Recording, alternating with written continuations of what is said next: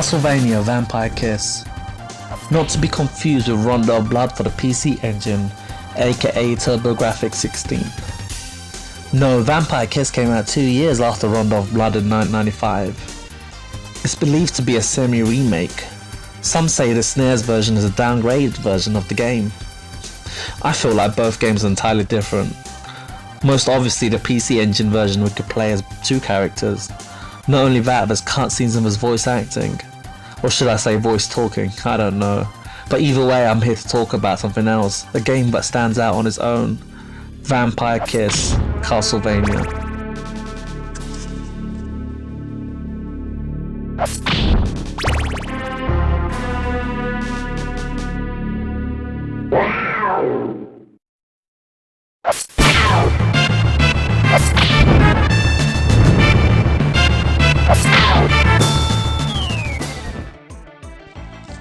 We play as Richard Belmont.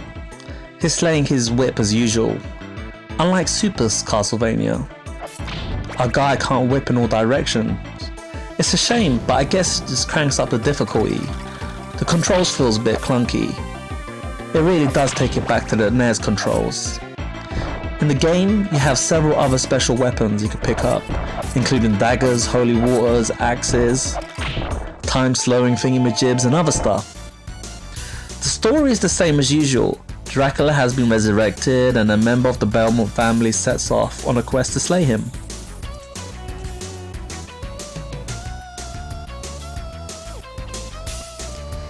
This time is Richard Belmont, and he has more of a personal reason for his journey.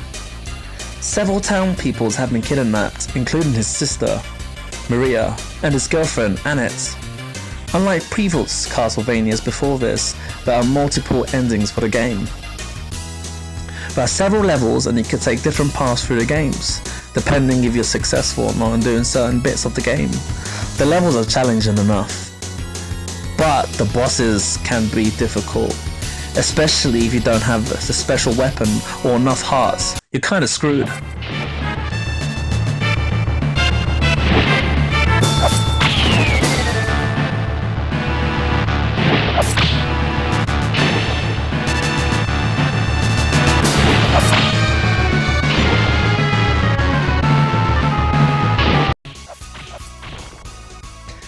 The game offers 3 endings, so it offers some replayability value. Does that word even exist? Replayability? I don't know. This game isn't long, unlike Super Castlevania. But that ain't a bad thing if you're like me.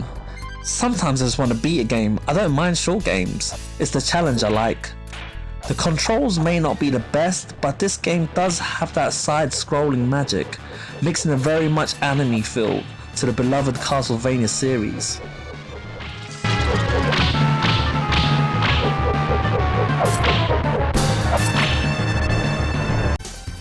Overall, the game is a pretty good challenge, and the level design and traps work well. Unfortunately, a lot of the difficulty comes from the controls and also the inability to whip in 8 directions. The music, well, the music is great for the SNES, but it's not the best music in the series. I guess this game was the last linear Castlevania games we have. After this, we had the Metroidvania type games to follow.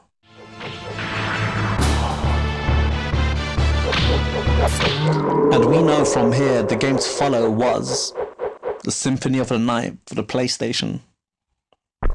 I like this game. Sure, it has its faults, but in general it's the 16-bit goodness which we all love. You get from one side of the screen to the other side, and that's what I love about old school games. It's a challenge.